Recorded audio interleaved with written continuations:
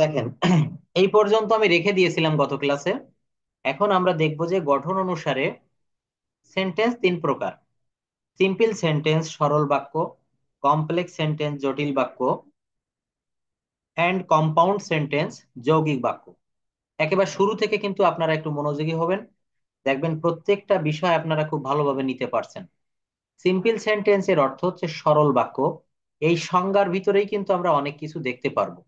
সরল বাক্য অর্থাৎ বাক্যটা কিন্তু খুবই সহজ ধরনেরই হয়। A simple sentence is a sentence having only one subject. কি বলছেন? A simple sentence is a sentence having only one subject and only one finite verb. যে সেন্টেন্সে একটি মাত্র সাবজেক্ট এবং একটি মাত্র ফাইনিট ভার্ব বা সমাপিকা ক্রিয়া থাকে তাকে সিম্পল সেন্টেন্স বলে। For example, he bought a pen, he eats rice, I sat under the tree to meet you, I like to play football, we saw them gossiping. এর অর্থ কি? উই স দেম গসিপিং, আমরা তাদেরকে দেখেছিলাম গল্প করতে, খোশ গল্প করতে। হি বট আ পেন, সে একটি কলম কিনেছিল। হি ইটস রাইস, সে ভাত খায়। I sat under the tree, আমি গাছের নিচে বসেছিলাম। টু মিট ইউ, তোমার সাথে সাক্ষাৎ করতে। I like to play football, আমি ফুটবল খেলতে ভালোবাসি। উই স দেম গসিপিং, আমরা তাদেরকে দেখেছিলাম গল্প করতে। আমরা তাদেরকে কি করতে দেখেছিলাম? গল্প করতে। কেউ কিন্তু অন্য অন্য মনোযোগী হবেন না, আর ক্লাসগুলো একটু ভালোভাবে নিবেন, আর সবাই একটু তাড়াতাড়ি জয়েন করবেন। দেখেন অনেক সময় দিয়েছি, এখনো আপনারা অনেকে জয়েন করছেন। আচ্ছা, তো পরবর্তীতে কি বলছে? শেষের তিনটি বাক্যে আমরা দেখতে পারছি যে দুইটি করে ভার্ব আছে। যেমন হি স্যাট অ্যান্ড মিট, এই বাক্যটা দেখেন, এই যে বড় বাক্য। I sat under the tree to meet you, এখানে স্যাট একটি ভার্ব পাস্ট অর্থাৎ ভি টু যেটাকে বলে, সিট এর ভি টু, অ্যান্ড মিট দুইটি ভার্ব রয়েছে, লাইক অ্যান্ড প্লে। তারপর আছে স অ্যান্ড গসিপিং। আমরা জানি সিম্পল সেন্টেন্সে একটি মাত্র ফাইনিট ভার্ব বা সমাপিকা ক্রিয়া থাকে। সিম্পল সেন্টেন্সে একটি মাত্র ফাইনিট ভার্ব। এখন আমাদেরকে আবার একটু মনে করতে হবে ফাইনিট ভার্ব কি আর নন ফাইনিট ভার্ব কি, অর্থাৎ সমাপিকা ক্রিয়া কি এবং অসমাপিকা ক্রিয়া কি। সমাপিকা ক্রিয়া নিজের অর্থ প্রকাশ করতে পারে, কিন্তু অসমাপিকা ক্রিয়া নন ফাইনিট ভার্ব নিজের অর্থ নিজে প্রকাশ করতে পারে না। ফাইনিট ভার্ব বা সমাপিকা ক্রিয়া অলওয়েজ সাবজেক্টের কাছে বসে। দেখেন, এখানে কিন্তু যে তথ্যগুলো ইনফরমেশন গুলো দেওয়া আছে, এগুলো যদি আপনারা একটু মনে রাখতে পারেন, একটু মেনে চলতে পারেন, দেখবেন ইংলিশ ল্যাঙ্গুয়েজটা আপনাদের অনেক ডেভেলপ হচ্ছে। এই কথাগুলো কিন্তু আমরা খুব কম জায়গায় পেয়ে থাকি। কত সহজ ভাবে এখানে বুঝিয়ে দিয়েছে সোহাগ স্যার। কি বলেছে? বলেছে সমাপিকা ক্রিয়া নিজের অর্থ নিজে প্রকাশ করতে পারে, কিন্তু অসমাপিকা ক্রিয়া, দেখেন আমি একটু হাইলাইট করে দিই এটা। কি বলছে? কিন্তু অসমাপিকা ক্রিয়া, এটা আমরা একটু যদি দেখি, কিন্তু অসমাপিকা ক্রিয়া নন ফাইনিট ভার্ব নিজের অর্থ নিজে প্রকাশ করতে পারে না, তখন কিন্তু তার হেল্প লাগে। কিভাবে? ফাইনিট ভার্ব সমাপিকা ক্রিয়া অলওয়েজ সাবজেক্টের কাছে বসে, আর অসমাপিকা ক্রিয়া সাবজেক্ট থেকে দূরে বসে। সমাপিকা ক্রিয়া টেন্সের স্ট্রাকচার অনুযায়ী বসে, কিন্তু অসমাপিকা ক্রিয়া স্ট্রাকচার অনুযায়ী বসে না, এবং ভার্বের ফর্মের কোনো পরিবর্তন হয় না। অসমাপিকা ক্রিয়ার ভার্বের পরিবর্তন হয় না। এর জন্য উপরের বাক্যের মিট, টু পেলে, গসিপিং, এগুলো হচ্ছে নন ফাইনাইট ভার্ব। এগুলো নন ফাইনাইট ভার্ব। নোট, দেখেন এই নোটটা ভালো করে একটু খেয়াল করি আমরা। ভার্বের সাথে আইএনজি যুক্ত হয়ে, কিসের সঙ্গে বলেন তো? ভার্বের সঙ্গে। কিসের সঙ্গে? ভার্বের সঙ্গে। ভার্বের সঙ্গে আইএনজি যুক্ত হয়ে প্রেজেন্ট টেন্স, এই জায়গাটা একটু ভালো করে সবাই বুঝবেন। দেখেন ভার্বের সাথে আমাদেরকে কিন্তু সবসময় ভার্বটি একটু আইডেন্টিফাই করতে হবে। যত দ্রুত আমরা ভার্ব আইডেন্টিফাই করতে পারবো, তত দ্রুত কিন্তু আমাদের ইংলিশ ডেভেলপমেন্ট হবে। ইংলিশ ল্যাঙ্গুয়েজটা ভার্ব এবং টেন্স এর উপরে দাঁড়িয়ে আছে। টেন্স মানেই ভার্ব, ভার্ব মানেই টেন্স। ভার্বের সাথে আইএনজি যুক্ত হয়ে প্রেজেন্ট, পাস্ট, ফিউচার টেন্স গঠিত হয়। কিন্তু যখন এগুলো হবে, এর আগে অক্সিলারি ভার্ব হিসেবে am, is, are, was, were, has, have been, had been, has been, have been, being, had been, being, shall be, will be, shall have been, will have been ইত্যাদি বসে থাকে। কিন্তু ভার্ব প্লাস আইএনজি যুক্ত এই ধরনের শব্দের আগে যদি অক্সিলারি ভার্ব গুলো না বসে থাকে, তাহলে সেগুলো নন ফাইনাইট ভার্ব, এবং এদের কোনোটা জিরান্ড হয়ে থাকে, আবার কোনোটা পার্টিসিপেল হয়ে থাকে। এখানে দুইটি বিষয় বলেছে, জিরান্ড এবং পার্টিসিপেল। আজকের লেসনে আপনাদের জিরান্ট পার্টিসিপেল যদি সময় থাকে আমি দেখানোর চেষ্টা করব। তো এখানে আমরা কি জানলাম, এখানে সিম্পল সেন্টেন্সে কি থাকে, যে সেন্টেন্সে একটি মাত্র সাবজেক্ট এবং একটি মাত্র ফাইনিট ভার্ব বা সমাপিকা ক্রিয়া থাকে তাকে কিন্তু সিম্পল সেন্টেন্স বলে। একটি মাত্র সাবজেক্ট থাকবে এবং একটি মাত্র ফাইনাইট ভার্ব থাকবে। ফাইনাইট ভার্ব এবং নন ফাইনাইট ভার্ব কি আপনারা নিশ্চয়ই বুঝতে পেরেছেন। আমার ক্লাসের ভিতরে আপনারা প্রশ্নগুলো একটু খাতায় লিখে রাখবেন এবং এই প্রশ্নগুলো হোয়াটসঅ্যাপে লিখে দেবেন। অনেকে দেখছি ছবি তুলে পাঠাইছেন, ছবিগুলো কিন্তু স্পষ্ট না। এগুলো আমার উত্তর দিতে অনেক কষ্ট হয়। প্রায় 40 জনের মতো আজকে আমি উত্তর দিয়েছি, যাদের প্রশ্ন আমি বুঝতে পারিনি অস্পষ্ট তাদেরগুলো আমি একটু পেন্ডিং এ লিখে রেখেছি। আপনারা প্রয়োজনে হয় ফোন দিবেন, না ভালোভাবে প্রশ্নগুলো একটু লিখে দিবেন। আমি সব প্রশ্নের উত্তর দেওয়ার চেষ্টা করব। আর যদি সময় না থাকে সেই প্রশ্নগুলোর উত্তর আমি পরবর্তী ক্লাসে দেওয়ার চেষ্টা করবো। এখানে মাসুদ রানা আপনি একটা প্রশ্ন করেছিলেন গত ক্লাসে যে স্যার কোথায় মানে নটটা ঠিক এক্সাক্ট কোথায় বসবে।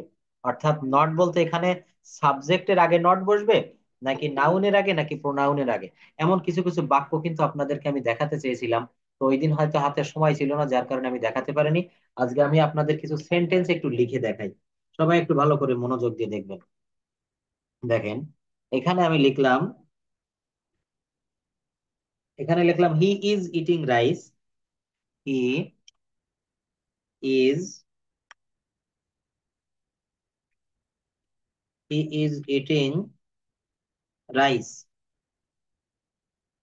দেখেন এই বাক্যটা যখন আমি লিখলাম হি ইজ ইটিং রাইস, আবার এইখানে আমি আরেকটা বাক্য লিখলাম is he not eating rice. আপনি প্রশ্ন করেছিলেন, একটু ভালো মনোযোগ দিয়ে দেখেন। Is he not, N O T, is he not eating, is he not eating rice, R I C E, এবং এখানে কিন্তু অবশ্যই question mark. Is he not eating rice. আর এইখানে আমি যদি এমনটি লিখি is not he eating rice, দেখেন আমি আরেকটি বাক্য লিখছি is not he, is not he eating, দেখেন এই বাক্যটা কিন্তু আমি ভুল লিখে ফেললাম, is not he eating rice. এই জায়গাটা একটু ভালো করে খেয়াল করেন। এখানে আমি প্রথম বাক্য লিখে লিখছি হি ইজ ইটিং রাইস, সে ভাত খাচ্ছে। পরেরটা আমি নেগেটিভ করলাম, নেগেটিভ ইন্টারোগেটিভ করলাম, is he not eating rice. আর পরে কি লিখলাম, is not he eating rice. এখানে একটু ভালো করে খেয়াল করবেন, ইজ হি নট, দেখেন এই যে জায়গাটা ইজ হি নট, আমি হি এর পরে কিন্তু নট বসিয়েছি। এই জায়গাটা একটু খেয়াল করি আমরা।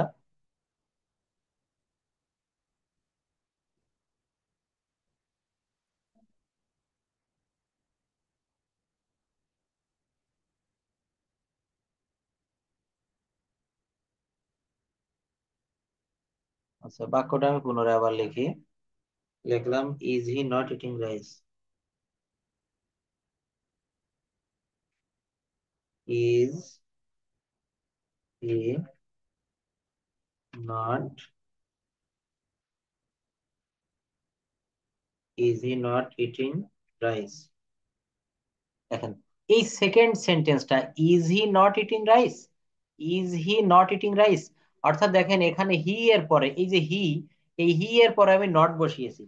আর পরের বাক্যটা আমি কি লিখলাম, is not he eating rice. এই যে হি সাবজেক্ট, এই সাবজেক্ট অর্থাৎ এখানে হি, হি কি বলতে পারবেন কোন পার্টস অফ স্পিচ। এই হি হচ্ছে প্রোনাউন। দেখেন he, is he not eating rice, সে কি ভাত খাচ্ছে না। তো এই প্রোনাউনের পরে নট বসানো যায়, হি এখানে প্রোনাউন। ইজ হি নট এমনটি আমরা লিখতে পারি, কিন্তু আমরা এইভাবে লিখতে পারবো না, is not he eating rice. অর্থাৎ এই যে তৃতীয় নম্বরের যে বাক্যটা, এটি কিন্তু ভুল বাক্য। Is not he eating rice এটা কখনো হয় না।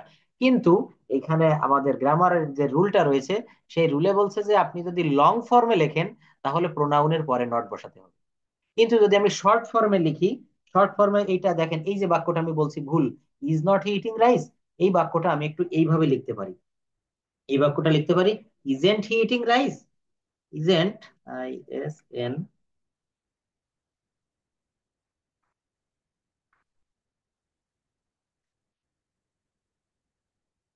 ইজেন্ট হি ইটিং,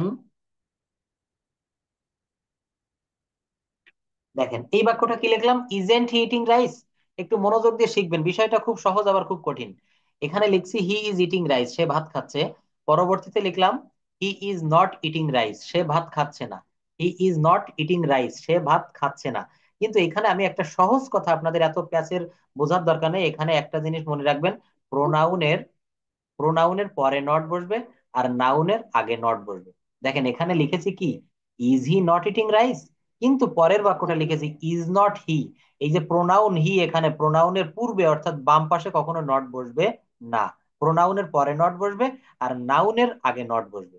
এটা মনে রাখবেন। ইজেন্ট হি ইটিং রাইস, আমি যে শর্ট ফর্মে লিখেছি ইজেন্ট হি ইটিং রাইস, এখানে দেখেন আপনারা প্রশ্ন করতে পারেন যে স্যার এখানে হি তো প্রোনাউন, তো হি প্রোনাউনের বাম পাশে কিভাবে নট বসলো? কিন্তু নিয়মটা হচ্ছে, শর্ট ফর্মে নট আপনি যে কোনো জায়গায় বসাতে পারবেন, কিন্তু লং ফর্মে প্রোনাউনের পরে নট বসাবেন। আর লং, এটা হচ্ছে লং ফর্মে। আর শর্ট ফর্মে আপনি যে কোনো জায়গায় নট বসাতে পারবেন, অর্থাৎ নাউনের আগে নট আর প্রোনাউনের পরে নট। এখানে এই বাক্যটা যদি আমরা খেয়াল করে ভালো করে দেখি, তো এই বাক্যটা আমরা কি লিখলাম? এই বাক্যটা লিখছি is he not eating rice, এটা ঠিক আছে, কিন্তু এই বাক্যটা ঠিক নাই, is not he eating rice. এখানে দেখেন এই নট কিন্তু বসেছে প্রোনাউনের আগে, এটা হবে না। অর্থাৎ নাউনের আগে নট আর প্রোনাউনের পরে নট। আর যদি আপনি শর্ট ফর্মে বসাতে চান, আপনি যে কোনো জায়গায় বসাতে পারেন। উপরে প্রত্যেকটি সেন্টেন্সে দুইটি করে ক্লজ এবং দুইটি করে সাবজেক্ট এবং দুইটি করে ফাইনিট ভার্ব আছে, এবং এদের একটি করে প্রিন্সিপাল ক্লজ আর একটি সাবঅর্ডিনেট ক্লজ আছে। তো আমরা এখানে কি শিখলাম? এখানে আমরা কিন্তু সিম্পল সেন্টেন্সের পরে আমরা চলে আসছি কমপ্লেক্স সেন্টেন্স। কমপ্লেক্স সেন্টেন্সের বাংলাটা হচ্ছে জটিল বাক্য। কমপ্লেক্সের বাংলা কি বলেন তো? জটিল বাক্য। আমি আপনাদের কার কাছে যেন জিজ্ঞেস করছিলাম যে বলেন তো কম্পাউন্ড মানে কি, বলছে কম্পাউন্ড মানে হচ্ছে জটিল বাক্য। এই বাংলাগুলো আগে শিখতে হবে। সিম্পল অর্থ সরল বাক্য, কমপ্লেক্স অর্থ জটিল বাক্য। আমরা তো নিজেরাই কথার ভিতরে এই শব্দটা ব্যবহার করি যে আমাদের এই জবটা, এই কাজটা খুবই কমপ্লেক্স। কমপ্লেক্স শব্দের অর্থ হচ্ছে এখানে জটিল। আর কম্পাউন্ড অর্থ হচ্ছে যৌগিক, সরল বাক্য, জটিল বাক্য এবং যৌগিক বাক্য। কমপ্লেক্স সেন্টেন্স, যে সেন্টেন্সে একটি মাত্র প্রিন্সিপাল ক্লজ এবং এক বা একাধিক সাবঅর্ডিনেট ক্লজ থাকে, তাকে কমপ্লেক্স সেন্টেন্স বলে। তাকে কোন সেন্টেন্স বলে? Complex sentence. A complex sentence is a sentence having a principal clause and on more subordinate clause. For example, he knows what I think. He knows what I think. Though he is poor, যদিও সে গরিব, he is honest, তবুও সে সৎ। We eat so that we may live. I will help if you want. আমি তোমাকে সাহায্য করব যদি তুমি চাও।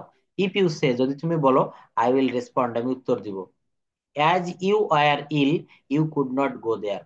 He is eating rice. এই বাক্যগুলো আমি লিখেছি। তো এখানে কমপ্লেক্স সেন্টেন্সের আমরা প্রায় 1 2 3 4 5 6টা বাক্য দেখলাম। এই 6টা বাক্য নিয়ে আমরা একটু এখানে কথা বলি। দেখেন উপরে প্রত্যেকটি সেন্টেন্সে দুইটি করে ক্লজ রয়েছে। ক্লজ কিভাবে বের করব? দেখেন এই বাক্যটাতে কিন্তু দুটি ক্লজ রয়েছে, এই একটি ক্লজ, আর এখানে দেখেন আই থিংক, এই একটি ক্লজ। মার্ক করে দেই। হি নোজ, সে জানে। হট, এই হটটা কি এখানে কে বলতে পারবেন? এই হটটা এখানে কোন প্রকার পার্টস হবে? এই হটটা কিভাবে ব্যবহার হলো, কেন হলো? দেখেন এইখানে সোহাগ স্যার আগের দিন আপনাদের একটা ক্লাসে বলছিল যে পার্টস অফ স্পিচ নিয়ে কথা বলছিল, আমি শুনছিলাম, পাশেই আমি ছিলাম। পার্টস অফ স্পিচ, যখন আমরা একটা সাইকেলের গ্যারেজে সাইকেল অয়েলিং করতে দেই, বা আমরা যখন কোনো মেকানিকের দোকানে যাই, তখন দেখবেন ওই মেকানিক কি করে, ওই সেই জিনিসটা কিন্তু একেবারে টোটাল খুলে ফেলতে পারে। একটা টিভি, একটা মোটর সাইকেল, একটা বাইসাইকেল, সেগুলা কিন্তু ওই মেকার কি করে সব খুলে ফেলে।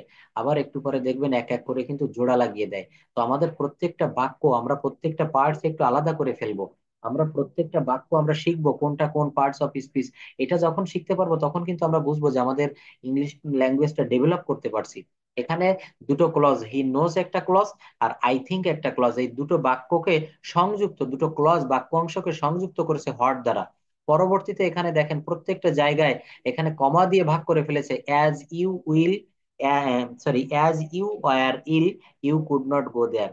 As you say, I will respond. I will help you if you want. অর্থাৎ এইখানে দুটো করে ক্লজ রয়েছে প্রত্যেকটা বাক্যে। এই ক্লজ গুলো কিন্তু আপনার এই পরবর্তী ক্লাসে আপনাদেরকে আমি শিখাবো। ক্লজ না বুঝলে যেমন আম, এই যে সিম্পল কম্পাউন্ড বোঝা যায় না, ক্লজ না বুঝলে কিন্তু আপনি বুঝতে পারবেন না, কন্ডিশনাল সেন্টেন্স বুঝতে পারবে না। কন্ডিশনাল সেন্টেন্স শিখতে গেলেই আমাদের 9 10-এর গ্রামার বইতে দেখবেন কন্ডিশনাল সেন্টেন্স রয়েছে, শর্তমূলক বাক্য। এটা একটার সঙ্গে আরেকটা কিন্তু রিলেটেড। তো আমি পয়েন্টে চলে আসি, এখানে পার্টস অফ স্পিচ এর কথা বলছিলাম। এই পার্টস অফ স্পিচ সম্পর্কে কিন্তু অবশ্যই অবশ্যই আমাদের ভালো ধারণা রাখতে হবে। পার্টস অফ স্পিচ সম্পর্কে যার যত বেশি ধারণা, ইংরেজি তার কাছে তত বেশি সহজ হবে। উপরে প্রত্যেকটি সেন্টেন্সে দুইটি করে ক্লজ এবং দুইটি করে সাবজেক্ট এবং দুইটি করে ফাইনিট ভার্ব আছে। এদের মধ্যে একটি হলো প্রিন্সিপাল ক্লজ আর একটি হলো সাবঅর্ডিনেট ক্লজ। দেখেন প্রিন্সিপাল ক্লজে এই জায়গাটা একটু ভালো করে দেখি। কলেজে যেমন প্রিন্সিপাল থাকে না, অধ্যক্ষ থাকে, হাই স্কুলে আমরা যাকে হেডমাস্টার বলি, আর অ্যাসিস্ট্যান্ট টিচার থাকে। তো এইগুলো হচ্ছে সেই সাবঅর্ডিনেট। প্রিন্সিপাল এবং সাবঅর্ডিনেট, সাবঅর্ডিনেট অর্থ এখানে সাহায্যকারী। কমপ্লেক্স সেন্টেন্সের কিছু চিহ্ন বা কনজাংশন আছে যেগুলো দেখলে অবশ্যই মনে হবে সেন্টেন্সটি কমপ্লেক্স। চিহ্নগুলো হলো ইফ, ভালো করে একটু শোনেন। কি দেখে বুঝবেন যে এইগুলা কমপ্লেক্স সেন্টেন্স? আমাদের তো কিছু চিহ্ন থাকে, তাই না? আমাদের জ্বর হয়েছে কিনা ডাক্তারের কাছে গেলে ডাক্তার কি করে? থার্মোমিটার দিয়ে কিন্তু জ্বর চেক করে। আমরা যখন, ডাক্তার কোনো রোগ ডায়াগনোসিস করতে পারে না তখন কিন্তু আমাদের বিভিন্ন টেস্ট দেয়। সেই সিম্বল গুলো দেখে কিন্তু ডাক্তার বুঝতে পারে আমার এই রোগ হয়েছে। এখানে কমপ্লেক্স সেন্টেন্স সিম্বল হচ্ছে if, since, till, until, though, although, WH word, that, so that, in order that, unless, until, এগুলো কিন্তু সব আমার কমপ্লেক্স সেন্টেন্সে থাকবে। কোথায় থাকবে বলেন তো?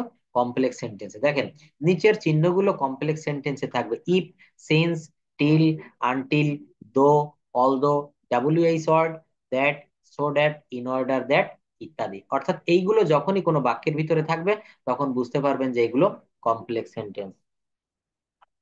এখানে সৈয়দ আলী, আপনি একটু বলেন তো কথা কি বুঝতে পারছেন আমি এই পর্যন্ত যা পড়ালাম?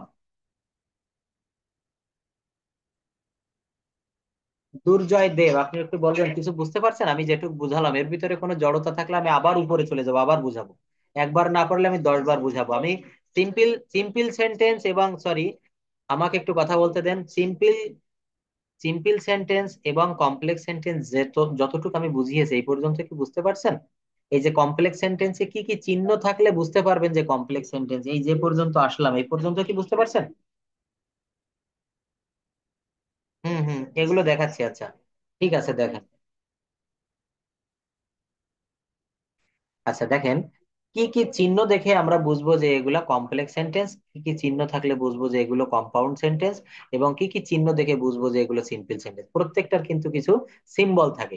এই সিম্বল দেখলে আমরা বুঝতে পারবো যে এগুলো সিম্পল না, এগুলো কমপ্লেক্স না, এগুলো কমপ্লেক্স কম্পাউন্ড। এই চিহ্নগুলো কিন্তু আমাদের মুখস্থ করে ফেলতে হবে। যখনই আপনি মুখস্থ করবেন, এগুলো যখন আপনার হৃদয়ে থাকবে তখন আপনি এগুলো কিন্তু আর পড়ে আপনার বুঝতে কষ্ট হবে না। Since, if, since, till, until, though, although, wh, or that, so that, in order that, unless, etc. এই চিহ্নগুলো প্রথম বাক্যে থাকলে কমা দিয়ে বাক্য শুরু হয়, কিন্তু মাঝে মাঝে বসলে কোনো কমা থাকে না। কি বলছে দেখেন, এই চিহ্নগুলো যদি কোনো বাক্যের মাঝখানে থাকে তাহলে কিন্তু সেখানে কোনো কি বসে না বলেন তো? কমা বসে না। দেখেন উপরের বাক্য দেখেন, এইখানে একটা ডাব্লিউএইচ ওয়ার্ড রয়েছে বা কনজাংশন রয়েছে হট। এই বাক্যের মাঝখানে কিন্তু কোথাও কোনো কমা নেই। He knows what I think. He knows, সে জানে আমি কি চিন্তা করি। কিন্তু পরে দেখেন এখানে একটা কমা রয়েছে, দো হি ইজ পুয়ার। এই যে দো কিন্তু প্রথমে চলে এসেছে, এই বিষয়টা একটু ভালো করে খেয়াল করেন। এই দো এখানে প্রথমে এসেছে যার কারণে মাঝখানে কমা বসেছে। আমার এই বাক্যটাই তাই বলছে। এই চিহ্নগুলো প্রথম বাক্যে থাকলে কমা দিয়ে বাক্য শুরু হয়, কিন্তু মাঝে বসলে কোনো কমা থাকে না। মাঝে বসলে কি থাকে না বলেন? কোনো কমা থাকে না। কম্পাউন্ড সেন্টেন্স বা কম্পাউন্ড সেন্টেন্স, এটা স্যার ভুল লিখছে এখানে, এখানে প্রিন্ট একটু ভুল হয়েছে, এটা হবে যৌগিক বাক্য। কমপ্লেক্স সেন্টেন্সের অর্থ হচ্ছে জটিল বাক্য, আর এই কম্পাউন্ড শব্দের অর্থ হবে হচ্ছে যৌগিক বাক্য। কম্পাউন্ড সেন্টেন্সের অর্থ হচ্ছে যৌগিক বাক্য। যে সেন্টেন্সে একাধিক প্রিন্সিপাল ক্লজ কোঅর্ডিনেটিং কনজাংশন দ্বারা যুক্ত থাকে তাকে কম্পাউন্ড সেন্টেন্স। আবার একটু ভালো করে লক্ষ্য করেন, কি বলছে? যে সেন্টেন্স একাধিক প্রিন্সিপাল ক্লজ কোঅর্ডিনেটিং কনজাংশন দ্বারা যুক্ত থাকে তাকে কম্পাউন্ড সেন্টেন্স বলে। A compound sentence is a sentence which has more than one principal clause connected by one or more coordinating conjunctions. For example দেখেন, উদাহরণগুলো ভালো করে খেয়াল করুন। এক্সাম্পল যত বেশি ভালো বুঝবেন আপনার উপরের এই বিষয়গুলো তত বেশি ক্লিয়ার হবে। হি ইজ পুয়ার, বাট, এই বাটটা কিন্তু কোঅর্ডিনেটিং কনজাংশন। এই বাটটা কিন্তু কোঅর্ডিনেটিং কনজাংশন। পদ্মা সেতু বাংলাদেশের দক্ষিণবঙ্গ এবং উত্তরবঙ্গকে সংযুক্ত করেছে। এখানে দুইটা বাক্য, হি ইজ পুয়ার একটা বাক্য, he leads an honest life এই একটা বাক্য। দুটো বাক্যকে সংযুক্ত করেছে এই বাট দ্বারা। কিভাবে দেখেন, বলছে যে হি ইজ পুয়ার, সে গরিব, but he leads an honest life. He tried a lot, but finally he failed to reach there. He is studious মানে পড়ুয়া, and brilliant, not only Seema but also Rima went there, either Rahim or Karim is honest. এই যে দেখেন or, এই or but এগুলোকে কি বলে বলেন তো? এগুলো হচ্ছে কোঅর্ডিনেটিং কনজাংশন। ওই যে বললাম পদ্মা সেতুর উদাহরণ দিয়েছি, এখানে দুটোকে সংযুক্ত করে দিয়েছে, আইদার রহিম আর করিম। এই যে either Rahim or Karim is honest, you must work hard or you will fail, তুমি অবশ্যই কঠোর পরিশ্রম করবে, তা না হলে তুমি ফেল করবে। এই যে অর, অ্যান্ড, বাট এইগুলো কিন্তু সব কোঅর্ডিনেটিং কনজাংশন। আমার সংজ্ঞার ভিতরে কি বলেছে দেখেন, যে সেন্টেন্সে একাধিক প্রিন্সিপাল ক্লজ, এই জায়গাটা একটু ভালো করে নিতে হবে, এখানে একটু বুঝতে হবে। যে সেন্টেন্সে একাধিক প্রিন্সিপাল ক্লজ কোঅর্ডিনেটিং কনজাংশন দ্বারা যুক্ত থাকে, এই সেই কিন্তু coordinating conjunction, and, but, or, then. এই যে তাহলে আমরা দেখতে পাচ্ছি যে কম্পাউন্ড সেন্টেন্স হতে হলে দুইটা ক্লজই প্রিন্সিপাল ক্লজ হবে, এবং ক্লজ গুলো অ্যান্ড, বাট, এই যে দেখেন চিহ্নগুলো আমি একটু আগে বলেছি, এগুলো আপনাদেরকে অবশ্যই মুখস্থ করতে হবে। কি করতে হবে? অবশ্যই অবশ্যই আপনাদের কিন্তু মুখস্থ করতে হবে। এগুলো and, but, or, not only but also, either or, neither নর, বোথ অ্যান্ড ইত্যাদি দ্বারা সংযুক্ত থাকবে। ইত্যাদি দ্বারা কি হবে বলেন? সংযুক্ত থাকবে। তাহলে আমরা সিম্পল সেন্টেন্সের চিহ্ন জানলাম, কমপ্লেক্স সেন্টেন্সের চিহ্ন জানলাম। এখন কম্পাউন্ড সেন্টেন্সের যে সিম্বল গুলো, সেই সিম্বল গুলো আমরা একটু সবাই, আমি বলবো আমার সঙ্গে সবাই একটু ক্রস করবেন, সবাই একটু মনে মনে বলবেন। কম্পাউন্ড সেন্টেন্স কি দেখে আমরা চিনবো যে এই বাক্যগুলো কম্পাউন্ড সেন্টেন্স? সবাই আমার সঙ্গে বলেন, and, or, but, not only but also, neither নর, আইদার অর, বোথ অ্যান্ড ইত্যাদি দ্বারা যুক্ত থাকবে। এগুলো দ্বারা যুক্ত থাকলে কি হবে? তখন সেইগুলো বুঝতে হবে যে কম্পাউন্ড সেন্টেন্স, অর্থাৎ যৌগিক বাক্য। আচ্ছা, চ্যাপ্টার 4-এ দেখেন, কম কম্পোনেন্টস অফ সেন্টেন্স, বাক্যের উপাদান। কম্পোনেন্টস অফ সেন্টেন্স অর্থাৎ বাক্যের উপাদানগুলো কি কি, সেই বিষয়গুলো নিয়ে আমি এখন একটু কথা বলবো। একটা বাক্য হতে গেলে, যেমন বাংলা ব্যাকরণে আপনারা পড়েছেন, আকাঙ্ক্ষা, আসক্তি, যোগ্যতা। আকাঙ্ক্ষা, আসক্তির, যোগ্যতা। আমি যদি বলি আকাশে পদ্ম ফুল ফোটে, আসলে আকাশে কখনো পদ্ম ফুল ফুটতে পারে না। এই বাক্যটা যোগ্যতাবিহীন একটা বাক্য, এই বাক্যের কোনো যোগ্যতা নেই। আখানে যদি বলি গরু আকাশে ওড়ে, গরু কখনো আকাশে উঠতে পারে না, এই বাক্যের যোগ্যতা নেই। আমি যদি বলি আকাশে পদ্ম ফুল ফোটে, এই বাক্যের কিন্তু যোগ্যতা নেই। আকাঙ্ক্ষা, আসক্তি, যোগ্যতা, ভাত আমি খাই, এই বাক্যের কিন্তু কোনো আসক্তি নেই। আসক্তিটা কেমন, একটা বাক্যের পরে, একটা ওয়ার্ডের পরে আরেকটা ওয়ার্ড বসানোর যে শোনার ইচ্ছা, এটাকে আসক্তি বলে। আসক্তি অর্থাৎ আকাঙ্ক্ষা, আসক্তি, যোগ্যতা যেমন, এখানেও কিন্তু ঠিক তদ্রূপ। কম্পোনেন্টস অফ সেন্টেন্স, সেন্টেন্সের কিছু উপাদান থাকা লাগবে, এগুলো না হলে কিন্তু সেন্টেন্স হবে না। সেই উপাদানগুলো নিয়ে আমরা একটু এখন কথা বলবো। এই লেসনটিতে আমরা বাক্যের উপাদানগুলো নিয়ে আলোচনা করব। বাক্যের উপাদান কি? দেখেন এইখানে এই জায়গাটা একটু সবাই দেখতে পাচ্ছেন, চ্যাপ্টার 4। চ্যাপ্টার 4 দেখেন, এখানে সোহাগ স্যারের স্পিক ইংলিশ উইথ সোনামুখ যে বই, এই বইটা 400 পৃষ্ঠার একটা বই। এই বইয়ের বেশিরভাগ পেজ গুলা থেকে আপনাদের এই ক্লাসগুলো কিন্তু আমি নিচ্ছি। আর অনেকেই কিন্তু দেখছি আজকে প্রায় আমাকে 10 জনের মতো হোয়াটসঅ্যাপে নক দিয়েছেন যে স্যার, বইটা পেয়েছি এবং বইটা পড়ে অনেক ভালো লাগছে। তো আসলে সত্যি বইটা কিন্তু অনেক ভালো, এবং এই ক্লাসগুলো কিন্তু এই বই থেকেই সাজানো হয়েছে। এবং আপনারা যারা বইটা পেয়েছেন, আপনারা একটু জানাবেন, গ্রুপে লিখে দিবেন যে আসলে বইটা কেমন। শুধু আমার মুখের কথাই কিন্তু অনেকের বিশ্বাস হয় না। অনেক চেষ্টা করে বিভিন্ন জায়গা থেকে ভালো ভালো জিনিসগুলো, গ্রামারের যে ভালো ভালো সহজ সরল রুল গুলো, সেইগুলোই কিন্তু সোহাগ স্যার এখানে সংযোজন করেছেন। তো আপনারা বইটা একটু পড়ে দেখবেন, যারা বইটা নেননি একটু বইটা কিনে পড়বেন। যে গ্রামার তো আসলে, আপনি 3 মাসের একটা কোর্স করলেন, গ্রামারে আপনি ইংলিশে ফ্লুয়েন্ট নাও হতে পারেন, এটা স্বাভাবিক ব্যাপার। আমি কত বছর ধরে ইংরেজি শিখতেছি, এখনো তো কিছুই পারি না ইংরেজি, তারপরও এখনো শিখে যাচ্ছি। কিন্তু ভালো ভালো বইগুলো কি হবে জানেন, আপনার এই ইংরেজি শেখাটাকে অনেক সহজ করে দিবে। যাক, এই চ্যাপ্টার 4 একেবারে হুবহু সোহাগ স্যারের যে ইংলিশ স্পিক ইংলিশ উইথ সোনামুখ, এই বই থেকেই কিন্তু ক্লাসগুলো করাচ্ছি। আপনাদের যাদের কাছে বই আছে, কাইন্ডলি এই বইটা একটু সামনে মেলে ধরেন, দেখবেন যে বইতে যা যা আছে এখানেও কিন্তু আমরা সেই শিট গুলো সেইভাবে সাজিয়েছি। ওই শিটটাই আমরা বই আকারে চেপে দিয়েছি। কম্পোনেন্টস অফ সেন্টেন্স, বাক্যের উপাদান। এই লেসনটিতে আমরা বাক্যের উপাদানগুলো নিয়ে আলোচনা করব। উপাদান বলতে এখানে আমরা যে কোনো বাক্য তৈরি করতে যে স্ট্রাকচার বা গঠন কাঠামো ব্যবহার করি, সেগুলোর ভিন্ন ভিন্ন নাম। ওই যে আমি বলেছি, আকাঙ্ক্ষা, আসক্তি, যোগ্যতা, অর্থাৎ এখানে কোনটা সাবজেক্ট, কোনটা অবজেক্ট, কোনটি অবজেক্ট কমপ্লিমেন্ট, কোনটি অ্যাডভার্বিয়ালস, আপনারা এখন সেই বিষয়গুলো এখানে জানতে পারবেন। আমাদের এগুলো জানা খুবই প্রয়োজন। এগুলো জানতে পারলে খুব সহজেই আমরা যে কোনো সেন্টেন্স তৈরি করতে পারবো, এবং তার সুস্পষ্ট অর্থ দিতে পারবো। তাছাড়া কিভাবে যে কোনো সেন্টেন্সকে ছোট বড় করা যায় সেগুলো বুঝতে পারবো। আমরা জানি যে আমাদের যে কোনো একটি সেন্টেন্সের গঠন কাঠামো এখন আমরা জানবো। সেন্টেন্সের গঠন কাঠামো কি কি সেইগুলো নিয়ে দেখেন। সাবজেক্ট কাকে বলে এবং কিভাবে তৈরি হয়। এক নম্বরে রয়েছে সাবজেক্ট কাকে বলে এবং কিভাবে সাবজেক্ট তৈরি হয়। ভার্ব কাকে বলে এবং কিভাবে আইডেন্টিফাই করা যায়, সুন্দর একটি কথা বলেছে। ভার্ব কাকে বলে এবং কিভাবে আইডেন্টিফাই করা যায়, একটা বাক্যের ভিতরে কোনটি ভার্ব, কোনটি সাবজেক্ট, কোনটি অবজেক্ট, এটা যদি আইডেন্টিফাই করা যায়, তাহলে নিজে নিজেই দেখবেন যে মনের ভিতরে খুব ভালো লাগছে, তখন মজা লাগবে যে আমি সাবজেক্ট বের করা শিখে গেছি, আমি ভার্ব বের করা শিখে গেছি। যে কোনো জিনিস, প্রথম যেদিন আমি লুডো খেলা শিখছিলাম, প্রথম যেদিন দাবা খেলা শিখছিলাম, আসলে খুব ভালো লাগছিল। এখানেও সেরকম, আপনি এগুলো দেখে যান, আপনি নিজে নিজে একটা নিউজ পেপার হাতে ধরবেন, আপনি যে কোনো একটা কম্পোজিশন, একটা প্যারাগ্রাফ বের করবেন, সেখান থেকে আপনি কিছু লাইন বেছে নিবেন এবং নিজে নিজে পরীক্ষা দিবেন যে এই এই লাইনের ভিতরে, এই সেন্টেন্সের ভিতরে কোনটি ভার্ব, কোনটি সাবজেক্ট, কোনটি অবজেক্ট আমি নিজে নিজে আইডেন্টিফাই করতে পারি কিনা। অবজেক্ট কাকে বলে এবং কিভাবে আইডেন্টিফাই করতে হয়। কমপ্লিমেন্ট কাকে বলে, দেখেন এই কমপ্লিমেন্ট অর্থাৎ সম্পূরক, এই কমপ্লিমেন্ট জিনিসটাকে আমরা এটা অনেকেই ভালোভাবে জানি না, আজকের ক্লাস থেকে ভালোভাবে শিখে নিতে পারবেন। অ্যাডভার্বিয়ালস কাকে বলে এবং কিভাবে আইডেন্টিফাই করতে হয়। এই অ্যাডভার্বিয়ালস না জানলে, আমি আপনাদের প্রথম দিকে একটি ক্লাসে অ্যাডভার্বিয়ালস নিয়ে কথা বলেছিলাম, একটা প্রেজেন্টেশন দিয়েছিলেন আপনারা, যার যার হোম টাউন, আপনাদের হয়তো অবশ্যই নিশ্চয়ই মনে আছে, একটা প্রেজেন্টেশন দিয়েছিলেন, একটা মুভি, মানে যে মুভিটা আপনি দেখেছেন এই মুভির উপরে আপনি প্রেজেন্টেশন দিবেন। আমি দুইটা প্রেজেন্টেশন আপনাদের কন্ডাক্ট করেছিলাম। তো এইখানে আপনারা অনেকেই প্রশ্ন করেছিলেন, প্রায় 10-15 জনের মতো হোয়াটসঅ্যাপে বলেছিলেন যে স্যার, অ্যাডভার্বিয়ালস কি, অ্যাডভার্বিয়ালস ব্যবহার করে কিভাবে বাক্য বড় করতে হয়, অ্যাডভার্বিয়ালস কিভাবে ব্যবহার করব, কিভাবে আইডেন্টিফাই করব। সব প্রশ্নের উত্তরগুলো কিন্তু এখন আপনারা পেয়ে যাবেন। অ্যাডভার্বিয়ালস কিভাবে ব্যবহার করব, কেন ব্যবহার করব, অ্যাডভার্বিয়ালস কাকে বলে, কিভাবে আইডেন্টিফাই করতে হয়, এই সমস্ত শব্দগুলোই মূলত সেন্টেন্স কম্পোনেন্ট। এই সেন্টেন্স কম্পোনেন্ট, কম্পোনেন্ট শব্দের অর্থ হচ্ছে উপাদান, সেন্টেন্সের উপাদান কি কি সেই বিষয়গুলো নিয়ে আমরা একটু কথা বলবো। দেখেন সাবজেক্ট, প্রতিটি বাক্যই ভার্ব বা ক্রিয়াপদ থাকে, প্রতিটি বাক্যেই ভার্ব বা ক্রিয়াপদ থাকে, যার দ্বারা কোনো কিছু হওয়া, থাকা বা করা বোঝায়। কিন্তু কর্তৃত্ব শূন্য বা একা কোনো কাজ করা হয় না। বাক্য অবশ্যই একটা কর্তৃত্ব থাকতে হবে।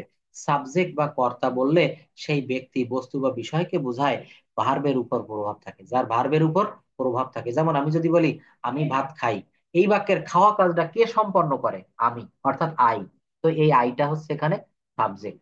তাই বলছে কি দেখেন, বাক্যে অবশ্যই একটা কর্তৃত্ব থাকতে হবে। সাবজেক্ট বা কর্তা বলতে সেই ব্যক্তি, বস্তু বা বিষয়কে বোঝায় যার ভার্বের উপর প্রভাব থাকে। সুতরাং সাবজেক্ট বা কর্তা বলতে বোঝায় যে ক্রিয়া সম্পাদন করে। দেখেন আমার কথার সঙ্গে কাজ মেলে কিনা, এখানে দেখেন, এখানে উপরে আমরা পড়ে আসছি কি, এই যে আমরা 5টা পয়েন্ট পড়েছি সাবজেক্ট কাকে বলে এবং কিভাবে তৈরি হয়। এখানে প্রথম লাইনে কি আমরা পেয়েছি, দেখেন তো, যে ক্রিয়া সম্পাদন করে তাকে সাবজেক্ট বলে। যে শব্দগুচ্ছ দিয়ে কোনো বাক্য শুরু হয়, অর্থাৎ ইংরেজির ক্ষেত্রে বাক্যের সর্ববামের শব্দ বা শব্দগুচ্ছই হচ্ছে সাবজেক্ট। এইভাবে সহজ সরল ভাবে আপনারা মনে মনে দেখেন তো, ভেবে অন্য কোথাও কোনো বইতে কি পড়েছেন ছোটবেলা থেকে, এই যে দুটো বাক্য আমি বললাম, যে শব্দ বা শব্দগুচ্ছ দিয়ে কোনো বাক্য শুরু হয়, অর্থাৎ ইংরেজির ক্ষেত্রে বাক্যের সর্ববামের শব্দ বা শব্দগুচ্ছই হচ্ছে সাবজেক্ট। কি কথাটা আপনাদের ভালো লাগলো না? আমার কিন্তু খুব ভালো লেগেছে এখানে। সাবজেক্ট এত সহজ করে আমি অন্য কোথাও কিন্তু দেখিনি, সাবজেক্টের সংজ্ঞা কি।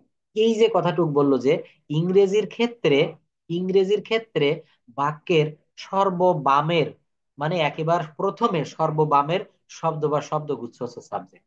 অর্থাৎ ইংরেজিতে আপনি যে কোনো একটা বাক্য লিখে দেখেন, মনে মনে করেন বা খাতায় লেখেন, দেখবেন প্রথমেই কিন্তু সাবজেক্ট বসে। আশা করি সাবজেক্টের সংজ্ঞাটা আপনারা পেয়েছেন। সেন্টেন্স কম্পোনেন্ট আমি কিন্তু পড়াচ্ছি, এই সেন্টেন্স কম্পোনেন্ট আপনারা যদি ভালোভাবে বুঝতে পারেন, সাবজেক্ট ভার্ব অবজেক্ট বা এই যে অ্যাডভার্বিয়ালস, বা আপনাদের এই যে যে সাবজেক্ট প্রেডিকেট নিয়ে যে কোনো জড়তা, আমি মনে করি আর থাকবে না। আমি এখানে যা পড়াচ্ছি, আমার পড়ানো কি আপনাদের কিছু কাজে আসছে, কিছু বুঝতে পারছেন? দেব কুমার বসাক, একটু উত্তর দেন তো।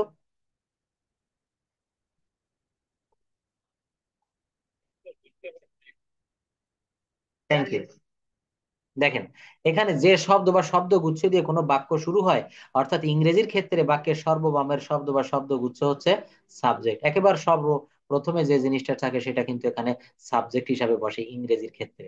আচ্ছা, পরবর্তীতে দেখি এখানে কি আছে। পরবর্তীতে দেখি আছে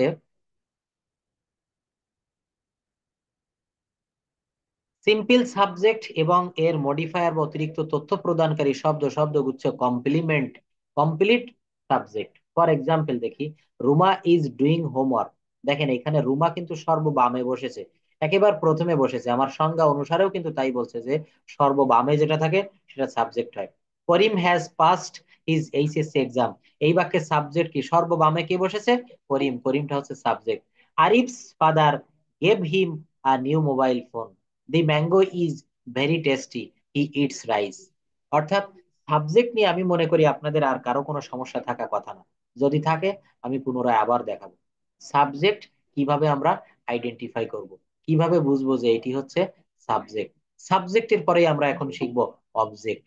দেখেন সাবজেক্টের পরে আমরা দেখব অবজেক্ট। এই অবজেক্টটা একটু ভালো করে সবাই খেয়াল করি।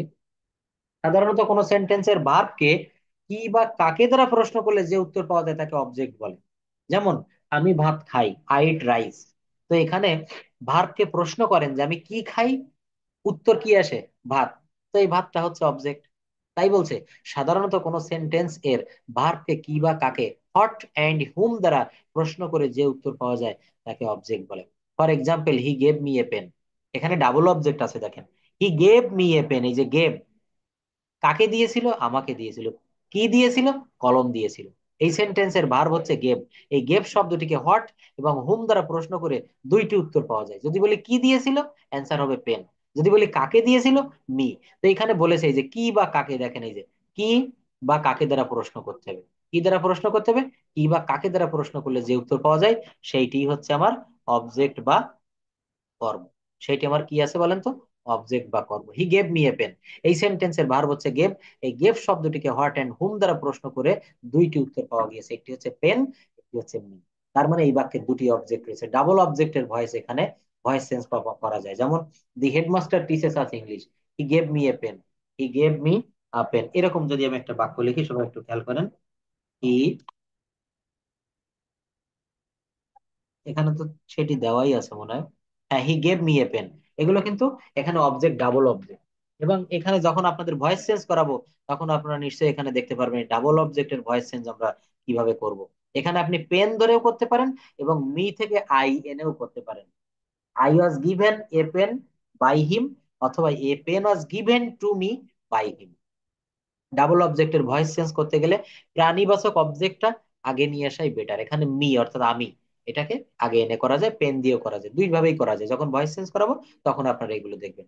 অবজেক্ট আবার দুই প্রকার, ভালোভাবে একটু খেয়াল করেন। অবজেক্ট কয় প্রকার বলছে? অবজেক্ট আবার দুই প্রকার। একটা হচ্ছে ইনডিরেক্ট অবজেক্ট, ব্যক্তিবাচক অবজেক্ট। আর একটি হচ্ছে ডিরেক্ট অবজেক্ট, বস্তুবাচক অবজেক্ট।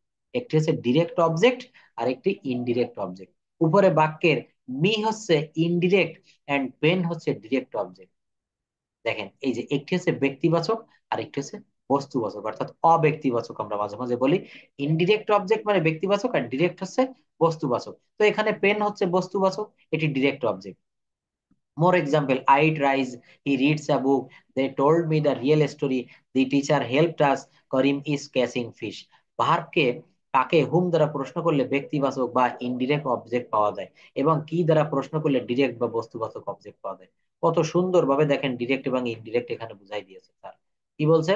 এখানে বলছে ভার্বকে কাকে বা হুম দ্বারা প্রশ্ন করলে ব্যক্তিবাচক বা ইনডিরেক্ট অবজেক্ট পাওয়া যায়। কাকে দ্বারা প্রশ্ন করতে, যেমন he gave me a pen, এই বাক্যটাই দেখেন, he gave me a pen, he gave me a pen. এখানে এই ভার্বকে প্রশ্ন করেন সে কাকে দিয়েছিল, মি মানে আমাকে, এটি ইনডিরেক্ট অবজেক্ট। আর সে কি দিয়েছিল, ভার্বকে হট বা কি দ্বারা প্রশ্ন করলে যেটা পাওয়া যায় সেটি হচ্ছে ডিরেক্ট অবজেক্ট। এখানে কিন্তু সেই কথাটাই বলেছে, ভার্বকে কাকে দ্বারা প্রশ্ন করলে ব্যক্তিবাচক বা ইনডিরেক্ট অবজেক্ট পাওয়া যায়, এবং কি দ্বারা প্রশ্ন করলে ডিরেক্ট বা বস্তুবাচক অবজেক্ট পাওয়া যায়। কমপ্লিমেন্ট শব্দের অর্থ পরিপূরক। দেখেন আমি আপনাদের একটু আগে এই শব্দটা বলেছিলাম, কমপ্লিমেন্ট শব্দের অর্থ হচ্ছে পরিপূরক। সেন্টেন্সে সাবজেক্টের অর্থ সম্পূর্ণ করার জন্য অথবা সাবজেক্টের পূর্ণতার জন্য যে শব্দ বসে তাকে কমপ্লিমেন্ট বলে। সেন্টেন্সের সাবজেক্ট এর অর্থ সম্পূর্ণ করার জন্য, সাবজেক্টের পূর্ণতার জন্য যে শব্দ বা শব্দ সমষ্টি যোগ করা হয় তাকে কমপ্লিমেন্ট বলে। এই কমপ্লিমেন্ট শব্দের অর্থ হচ্ছে পরিপূরক। কমপ্লিমেন্ট শব্দের অর্থ কি বলেন তো? পরিপূরক। যে পর্যন্ত আমি পড়ালাম আপনাদের অনেকের মনে অনেক রকম প্রশ্ন আসছে, এগুলো আপনারা একটু লিখে রাখেন, একটু পরে বলবেন। দেবকুমার বসাক, আপনি একটু বলেন কিছু বুঝলেন আমি যা যা পড়ালাম এখানে? Subject, verb, subject complement, simple, compound, complex, বলেন বলেন বলেন বলেন।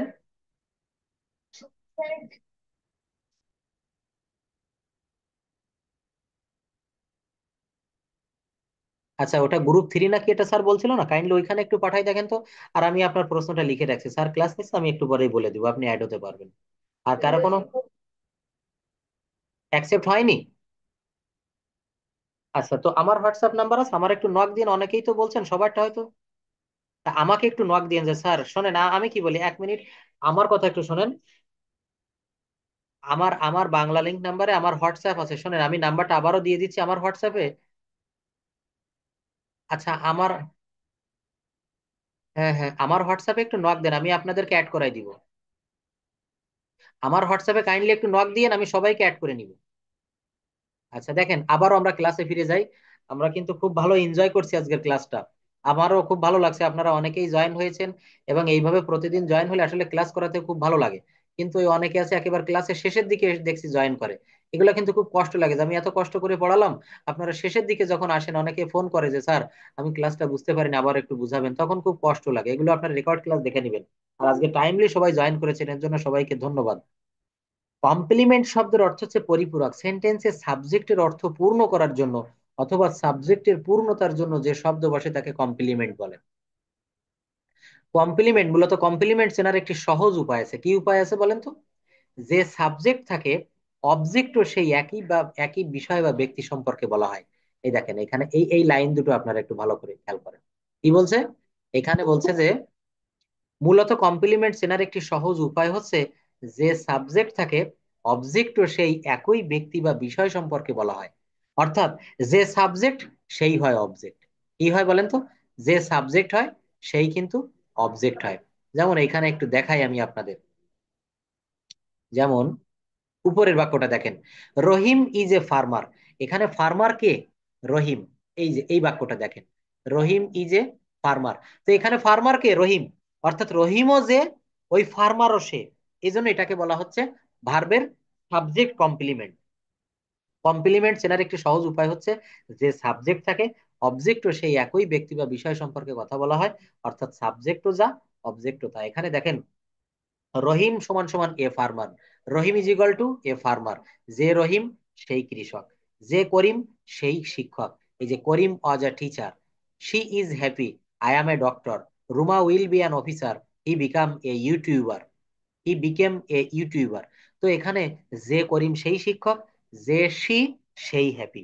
অর্থাৎ এখানে বলছে মূলত কমপ্লিমেন্ট চেনার একটি সহজ উপায় হচ্ছে যে সাবজেক্ট থাকে, অবজেক্টও সেই ব্যক্তি বা বিষয় সম্পর্কে কথা বলা হয়। অর্থাৎ সাবজেক্টও যে থাকবে, অবজেক্টও সেই থাকবে। এটাকে বলা হচ্ছে কমপ্লিমেন্ট। এটাকে কি বলা হচ্ছে বলেন তো? কমপ্লিমেন্ট। কমপ্লিমেন্ট শব্দের অর্থ হচ্ছে পরিপূরক। তাহলে আমরা মনে রাখবো যে সাবজেক্ট এবং অবজেক্ট যদি একই বিষয়, ব্যক্তি বা বস্তুর কথা বলা হয় এবং মূলত যে সেন্টেন্সের ভার্ব গুলো বি ভার্ব থাকে, সেই বি ভার্বই মেইন ভার্ব হিসেবে আরো কিছু লিঙ্কিং ভার্ব সেন্টেন্সে বসে তাকে কমপ্লিমেন্ট বলে। এই জায়গাটা আপনারা ভালো করে বুঝতে পারেন, এখানে আমি আরো একটু বুঝাই দিই। দেখেন এখানে কি বলা হচ্ছে, এখানে বলা হচ্ছে যে তাহলে আমরা মনে রাখবো যে সাবজেক্ট এবং অবজেক্ট যদি একই বিষয়, ব্যক্তি বা বস্তুর কথা বলা হয় এবং মূলত যে সেন্টেন্সের ভার্ব গুলো বি ভার্ব থাকে, কি থাকে বলেন তো? Be verb. এবং সেই বি ভার্বই মেইন ভার্ব হিসেবে আরো কিছু লিঙ্কিং ভার্ব সেন্টেন্সে বসে, তাকে কমপ্লিমেন্ট। এখানে দেখেন প্রত্যেকটা বাক্যে রহিম ইজ এ ডক্টর, এখানে ইজটা কিন্তু বি ভার্ব এবং এই বি ভার্বটাই কিন্তু এখানে মেইন ভার্ব। কি আমার কথা বোঝা যায়? করিম ওয়াজ এ টিচার, এখানে ওয়াজটা কি? এটাও কিন্তু বি ভার্ব। অ্যাম ইজ এর past tense was. She is happy, দেখেন এই ইজটা কিন্তু এখানে be verb. I am a doctor, এই বাক্যে একটাই ভার্ব আছে অ্যাম, এই অ্যামটা হচ্ছে এখানে বি ভার্ব এবং এইটাই এখানে মেইন ভার্ব।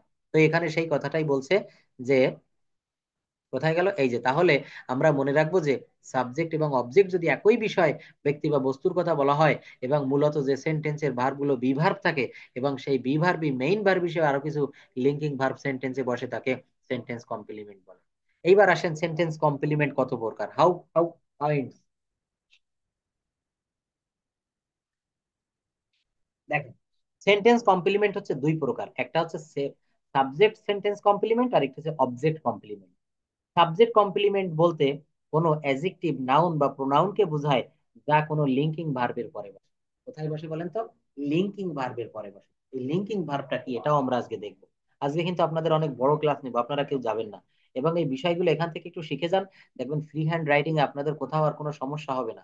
এই বিষয়গুলো যতদিন আপনারা ক্লিয়ার না করতে পারবেন ততদিন কিন্তু ভিতরে জড়তা থেকে যাবে, কাঁচা থেকে যাবে।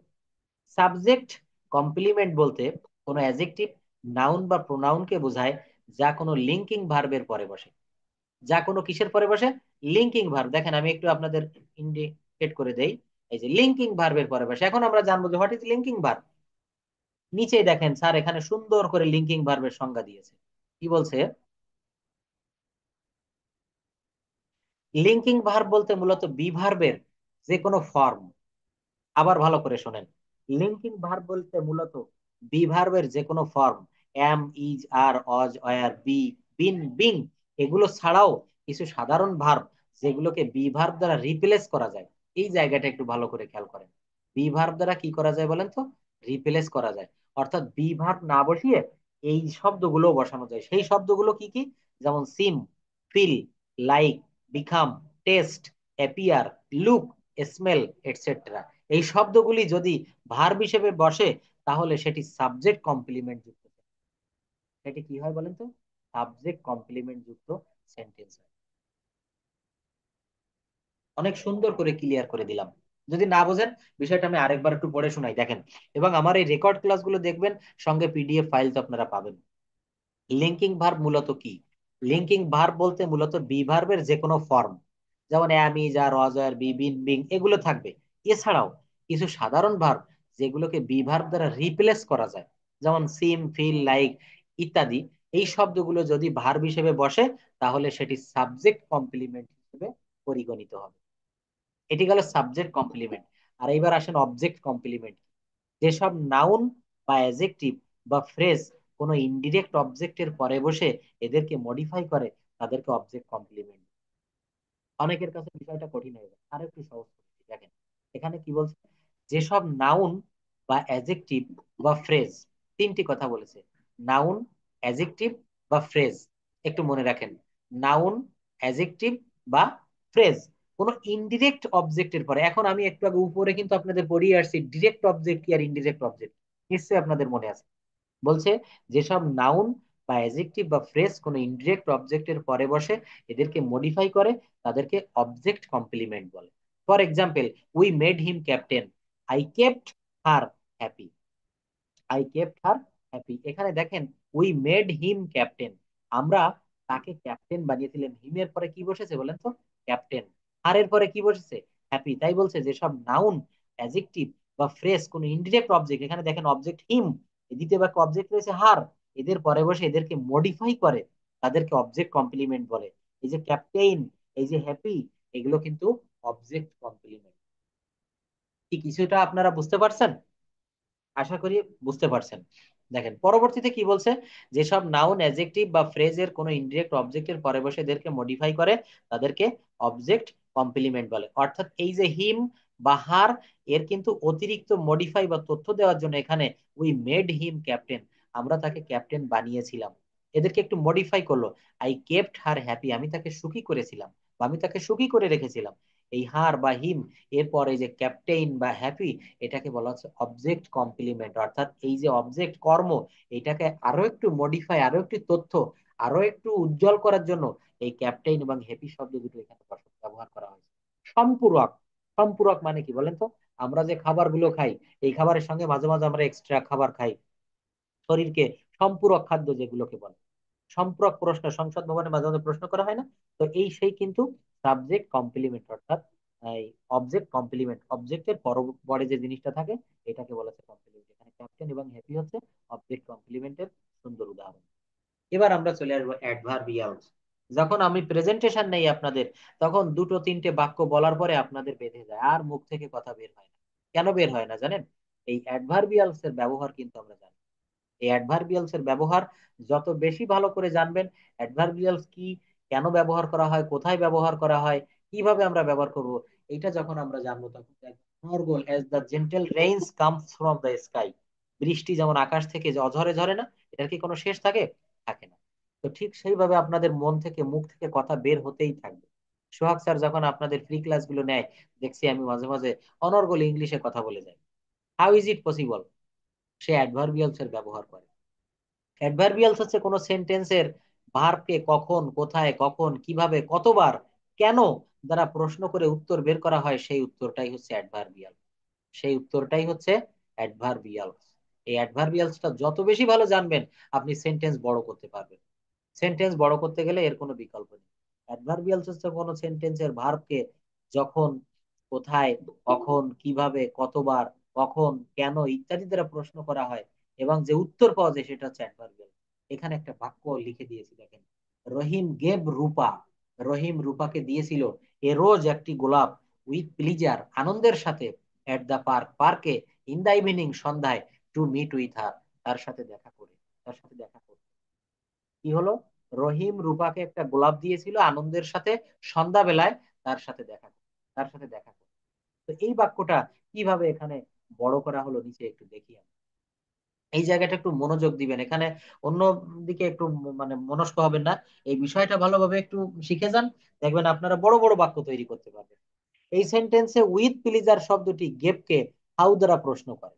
এই যে সে কিভাবে দিয়েছিল, এই যে গেভ শব্দটা, এখানে আমি যদি এই গেভকে প্রশ্ন করি, কেমন ভাবে দিয়েছিল, যখন এই গোলাপটা দিয়েছিল সে কেমন ভাবে দিয়েছিল, উইথ প্লিজার। দেখেন, উইথ প্লিজার মানে আনন্দের সাথে দিয়েছিল। পরবর্তীতে আসেন, গেপকে হাউ দ্বারা প্রশ্ন করে, অ্যাট দি পার্ক শব্দটি হোয়ার দ্বারা প্রশ্ন করে। দেখেন এখানে অ্যাট দি পার্ক, এই অ্যাট দি পার্ক কি বলেন তো, এটা একটা ফ্রেজ দেখেন, নাউন ফ্রেজ। তো এই যে এখানে ফ্রেজের সঙ্গে এটা যুক্ত করলাম, অ্যাট দি পার্ক, এখানে কিন্তু আমাকে সবসময় গেভ ভার্বকে প্রশ্ন করতে হবে, কোথায় দিয়েছিল, পার্কে দিয়েছিল। অ্যাট দি পার্ক শব্দটি হোয়ার দ্বারা প্রশ্ন করে, ইন দা ইভিনিং হোয়েন দ্বারা প্রশ্ন করে, এবং to meet with her why দ্বারা প্রশ্ন করে পাওয়া গিয়েছে। এইভাবে যে কোনো সেন্টেন্সে অ্যাডভার্বের ব্যবহার করে অনেক বড় বড় বাক্য তৈরি করা যায়। অ্যাডভার্ব ব্যবহার করে আমরা কিন্তু বাক্যটা অনেক বড় করতে পারি। আমরা যদি শুধু এই বাক্যটুকু বলতাম, রহিম রূপাকে একটি গোলাপ ফুল দিয়েছিল, রহিম রূপাকে একটি গোলাপ দিয়েছিল, তো এই বাক্যটা যখন আমরা বলবো তখন কিন্তু বাক্যটা ছোট হয়ে গেল। দেখেন কিভাবে বড় করা হচ্ছে, রহিম রূপাকে একটা গোলাপ দিয়েছিল আনন্দের সাথে। আমি আরো একটু বড় করতে পারি, রহিম রূপাকে একটি গোলাপ দিয়েছিল পার্কে। কোথায় বলেন তো, পার্কে। আচ্ছা আমি যদি বলি রহিম রূপাকে একটি গোলাপ ফুল দিয়েছিল পার্কে সন্ধ্যাবেলায়, কখন দিয়েছিল, সন্ধ্যাবেলায়। দেখেন আস্তে আস্তে আমার বাক্য কিন্তু বড় হয়ে যাচ্ছে। কিভাবে বড় হচ্ছে, অ্যাডভার্বিয়ালস ব্যবহার করে কিন্তু আমি বড় করছি। রহিম রূপাকে একটি গোলাপ ফুল দিয়েছিল সন্ধ্যাবেলায় পার্কে, কেন দিয়েছিল, তার সাথে দেখা করতে, তার সাথে দেখা করতে। এইভাবে যে কোনো সেন্টেন্সে অ্যাডভার্বের ব্যবহার করে অনেক বড় বড় সেন্টেন্স তৈরি করা যায়। তো দেখেন চ্যাপ্টার 5-এ চলে আসছে। আজকে কিন্তু আপনাদের একই সঙ্গে তিনটা জিনিস আমি করাচ্ছি। এখানে প্রথমে করিয়েছি সিম্পল, কম্পাউন্ড, কমপ্লেক্স, তারপরে করালাম কম্পোনেন্ট অফ সেন্টেন্স অর্থাৎ subject verb object, object complement, এবং তারপরে করিয়েছি অ্যাডভার্বিয়ালস। আর এখন চ্যাপ্টার 5-এ আপনাদের পড়াবো number, gender and case. Number, gender and case. Number, gender এবং কেস, আমরা কিন্তু এই বিষয়গুলো যখন 6-7-এ আপনারা পড়তেন, বা আমাদের বর্তমান যে ব্যাচগুলা পরিচালিত হয় এখানে 9, 10, 6, 7, 8-এর গ্রামারের ভিতরে কিন্তু এগুলো রয়েছে, নাম্বার, জেন্ডার অ্যান্ড কেস। খুব প্রাথমিক একটা বিষয়। এগুলো না জানলে কিন্তু ইংরেজি ভাষা আমরা ভালোভাবে বলতে পারবো না, অনেক জায়গায় আমাদের ভুল এসে যাবে। যেমন আই ইট রাইস আর হি ইটস রাইস, এখানে ইটের পরে আমরা কেন এস দিচ্ছি, কারণ এটা থার্ড পারসন সিঙ্গুলার নাম্বার, একজন। এই কথাটা আমরা প্রায় টিচারদের মুখ থেকে শুনে থাকি। তো এখানে ওই যে থার্ড পারসন সিঙ্গুলার নাম্বার, অর্থাৎ নাম্বার দুই প্রকার, singular number and plural number, সেই বিষয়টা কিন্তু আমরা এখানে দেখতে পাচ্ছি, সেই নাম্বারটা কিন্তু এখানে চলে এসেছে। জেন্ডার চলে আসবে, কেস চলে আসবে। দেখেন নাম্বার মানে বচন বা সংখ্যা, নাম্বার বলতে সাধারণত, সাধারণ অর্থে সংখ্যাকে বোঝায়। নাম্বার বলতে সংখ্যাকে বোঝায়, যেমন আমার একটি কলম আছে, তার 10টি কলম আছে। এই যে বিভিন্ন সংখ্যা, এই সংখ্যাটাই হচ্ছে নাম্বার। এর বাংলা হচ্ছে সংখ্যা বা বচন। গ্রামারের ভাষায় যা দ্বারা কোনো গণনাবাচক নাউন বা প্রোনাউনের একমাত্রিক বা বহুমাত্রিক অবস্থাকে বোঝানো হয় তাকে নাম্বার বা বচন বলে। তাকে কি বলে বলেন তো, নাম্বার বা বচন বলে। টাইপ অফ নাম্বার, নাম্বার বা বচন সাধারণত দুই প্রকার। নাম্বার বা বচন কয় প্রকার বলেন, দুই প্রকার। একটি হচ্ছে সিঙ্গুলার নাম্বার, যা দ্বারা কোনো গণনাবাচক নাউন বা প্রোনাউনের একক মাত্রাকে বোঝায়, তাকে সিঙ্গুলার নাম্বার বলে। এই বিষয়গুলো কিন্তু আমরা একেবারে প্রাইমারি লেভেলে খুব নিচের ক্লাসের দিকে এগুলো কিন্তু আমরা শিখে আসছি, তারপরও আমরা আজকে একটু রিপিট করি। সিঙ্গুলার নাম্বার যা দ্বারা একটি বা একক কোনো গণনাবাচক সংখ্যা বোঝায় তাকে সিঙ্গুলার নাম্বার বলে, পেন, টেবিল, ক্যাট, ডগ, বুক, ইটিসি। আর প্লুরাল নাম্বার যা দ্বারা কোনো গণনাবাচক নাউন বা প্রোনাউনের বহুমাত্রিক অবস্থাকে বোঝায় তাকে প্লুরাল নাম্বার বা বহুবচন বলে। যেমন pens, tables, cats, dogs, books, etcetera. Singular নাম্বারকে প্লুরালে পরিবর্তন করার নিয়ম। রুল 1: সাধারণত সিঙ্গুলার নাউনের শেষে এস যোগ করে প্লুরাল করতে হয়। সাধারণত সিঙ্গুলার নাউনের শেষে এস যোগ করে প্লুরাল করতে হয়। আমরা এরকম হাজার হাজার শব্দ সিঙ্গুলার থেকে প্লুরাল করতে পারি। অনেক শব্দ আছে যেগুলো আমরা সিঙ্গুলার থেকে প্লুরাল করতে পারি। কিভাবে আমরা সিঙ্গুলার থেকে প্লুরাল করতে পারি? এখানে বর্ণালী আপনি একটু বলবেন তো? পেন, পেন্স, ডগ, ডগস, এমন ভাবে 10টি আপনি ওয়ার্ড বলেন যেগুলো সিঙ্গুলার থেকে প্লুরাল করা হয়েছে। বর্ণালী। শুধু আপনি কথা বলবেন, সবাই কথা বলে উঠবেন না, তারপরে কথা বলবেন। মনি আক্তার, আপনি একটু প্রিপারেশন নেন। 10টি করে শব্দ বলেন সিঙ্গুলার প্লুরাল। পাঁচটি বলেন, পাঁচটি, পাঁচটি বলেন। পারবেন? হুম হুম, বলেন বলেন, আমি তো বলে দিলাম pen, pens, dog, dogs, table, tables.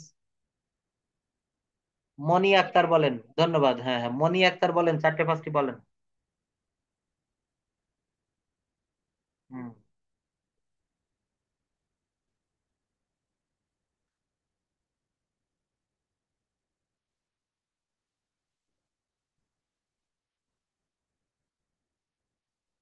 Mango, mangoes, হ্যাঁ। অনেক ধন্যবাদ। আমি আপনাদের দেখেন এখন কিছু রুল পড়াবো, এই রুল গুলো আপনারা একটু মনে রাখবেন। আপনাদের অজস্র ওয়ার্ড আপনারা তৈরি করতে পারবেন, অসংখ্য ওয়ার্ড তৈরি করতে পারবেন। এই রুল গুলো একটু দেখেন। সাধারণত সিঙ্গুলার নাউনের শেষে এস যোগ করে প্লুরাল করতে হয়। সিঙ্গুলার নাউনের শেষে এস যোগ করে প্লুরাল করতে হয়। Cow, cows. এই রুলগুলো কিন্তু আস্তে আস্তে ধীরে ধীরে আমি কঠিন কিছু রুলের ভিতরে প্রবেশ করব। আপনারা রুলগুলো একটু এখানে দেখে যান, পরবর্তীতে আপনাদের অনেক কাজে দেবে। সহজ কিছু রুল আছে, এরপর আমি কঠিন কিছু রুল দেখাবো। এখানে সহজ রুল কি? Cow, cows, boy, boys, girl, girls. Rule 2: singular নাউনের শেষে S, S S, S H, X বা জেড থাকলে এবং শেষের সি এইচ এর উচ্চারণ চয়ের মতো হলে ওইসব নাউনের শেষে ই এর যোগ করে প্লুরাল করতে হয়। ভালো করে খেয়াল করেন। সিঙ্গুলার নাউনের শেষে কি থাকবে? S, S S, S H, x অথবা জেড থাকলে এবং শেষের সি এইচ এর উচ্চারণ চয়ের মতো হলে ওইসব নাউনের শেষে ই এর যোগ করে প্লুরাল করতে হয়। যেমন দেখেন ব্রাশ, BRUSH, কি আছে এখানে বলেন তো? ব্রাশ। দেখেন এখানে কি আছে? এই যে এস এইচ আছে, এই যে এস এইচ। আমার সংজ্ঞার ভিতরে এস এইচ আছে না? এস এইচ আছে, তাই বলছে ব্রাশ, ব্রাশেস। BRUSH, ওর পরে ইএস যোগ করতে হবে। এই যে দেখেন মার্ক করে দিচ্ছে কিন্তু সব। এরপরে কি যোগ করতে হবে? ইএস। Box, boxes. তারপর রয়েছে ইনস, ইনসেস। ব্যতিক্রম রয়েছে, কিছু ব্যতিক্রম জিনিস আছে। সিঙ্গুলার নাউনের শেষে সি এইচ এর উচ্চারণ চ এর মতো না হয়ে ওয়াই এর মতো হলে ইএস যোগ না হয়ে শুধু এস যোগ হয়। এই রুলগুলো কিন্তু আপনারা মুখস্থ করবেন। এগুলো মুখস্থ করে একটু লিখবেন খাতায়, লিখে আমাকে হোয়াটসঅ্যাপে পাঠাবেন। মাত্র 10 থেকে 15 জন। সাইমুন নাহার, আপনি অনেক কাজ করে আমাকে হোয়াটসঅ্যাপে পাঠিয়েছেন, আপনাকে অসংখ্য ধন্যবাদ। খুব ক্লিয়ার করে ছবি তুলে আমাকে পাঠাবেন। যার যেখানে ভুল আছে, আমি তো অনেক ব্যস্ত থাকি, তারপরও আপনাদের এগুলো সমাধান করে দেওয়ার চেষ্টা করব। এই নিয়মটা একটু ভালো করে দেখেন। এগুলো আপনারা লিখবেন, বাসায় বসে না লিখলে কখনোই ইংরেজি শিখতে পারবেন না। যত বেশি ইংলিশ ল্যাঙ্গুয়েজের পিছনে সময় দিবেন, এই ল্যাঙ্গুয়েজটাও কিন্তু তত বেশি আপনার কাছে সহজ হয়ে ধরা দিবে।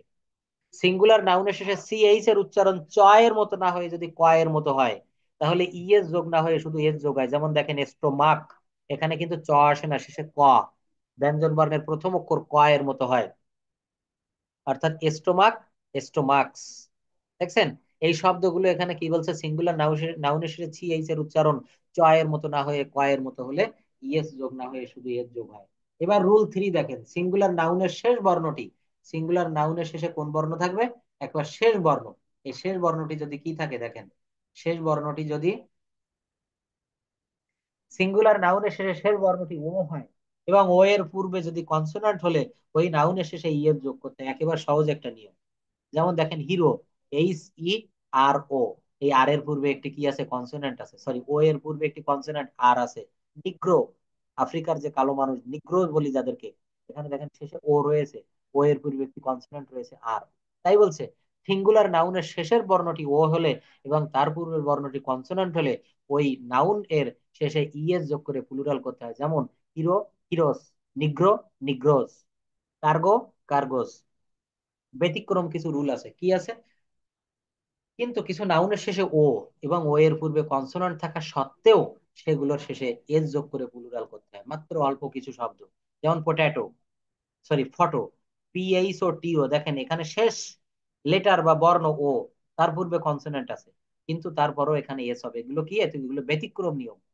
কিন্তু কিছু নাউনের শেষে ও এবং ও এর পূর্বে কনসোনেন্ট থাকা সত্ত্বেও সেগুলোর শেষে এস যোগ করে প্লুরাল করতে হয়। Photo, photos. Solo, solos. Piano, pianos. Canto, cantos. অর্থাৎ সিঙ্গুলার নাউনের শেষে রুল ফোরে দেখেন, সিঙ্গুলার নাউনের শেষে ও এবং ও এর পূর্বে ভায়েল থাকলে শুধু এস যোগ করে প্লুরাল করা। একেবারে ইজি একটা রুল। সিঙ্গুলার নাউনের শেষে কি থাকবে?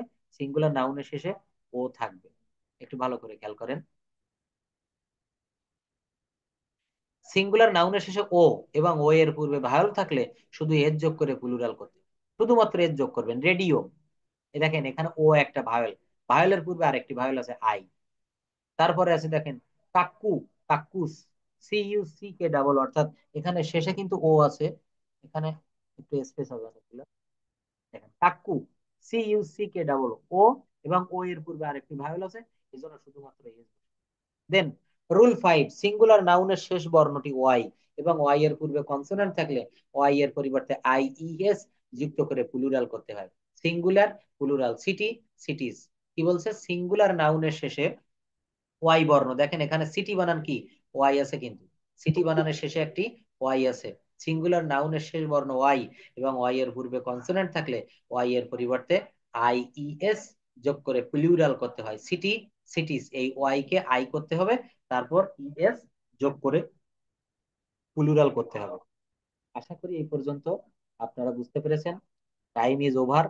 তো এখানে আজকে আমার নাম্বারটি আজও দিয়ে রাখি। আপনারা অনেকে বই অর্ডার করতে চাচ্ছেন কিন্তু বইটি অর্ডার করতে পারেননি।